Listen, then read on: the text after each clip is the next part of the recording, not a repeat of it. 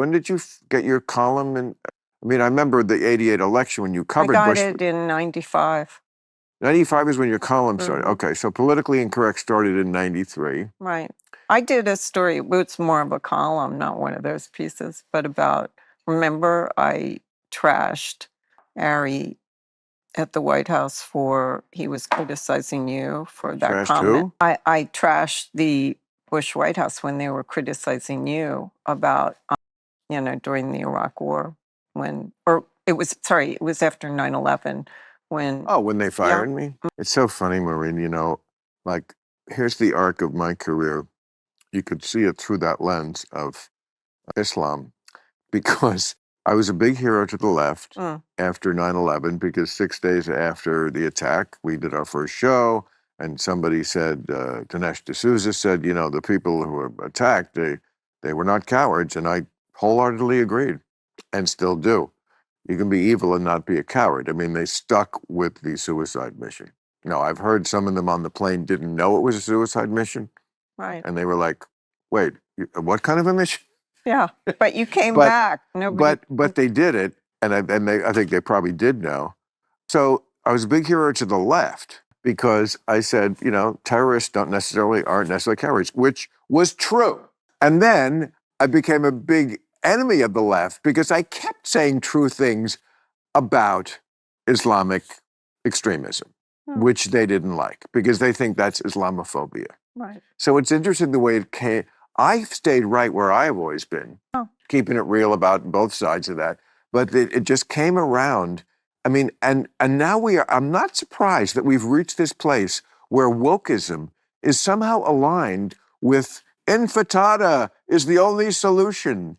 That the people that look and dress and admire terrorists and intifada, which is not a benign word or concept, they're aligned now. That's the end of that cycle. And I'm very happy with where I stayed, despite all the people who threw me out of their little club for it. Well, that's why people love you. People ask me about you all around the world when I travel. World. Yeah. You know me around. Customs agents. Really? Yeah. And where? Because people want someone to just tell it straight and not be spinning for one side or the other. I get that in America, but where in the world do they know me? I mean, Ireland. So they get where they see it on YouTube? They're proud of you as the son of Ireland. Really? Yeah. I remember when I visited there in '99, and I never really thought, I'm Irish, but I was always very unsentimental about it. And I truly believe in my heart that you can't be proud of something you didn't actually achieve. I'm not really proud I'm Irish. It just happened. I'm not proud I'm white. It just happened. I'm proud that I stayed on the air after they tried to get rid of me. That's an accomplishment. No, nobody puts baby in a corner. Well, but when my plane landed, I was crying.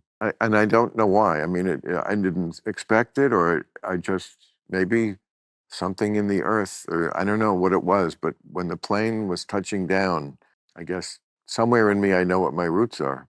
That is a great story. It's not much of a story. It just happened. No, I love that, though. Yeah. And then I had the best time driving around. Ireland has changed a lot. They had a gay Indian. Oh, they're super woke. Yeah, prime minister. Yeah. Oh, yeah. For people who don't know, there's like stupider woke in other countries, even in many places. I mean, New Zealand, I think, I've heard some things.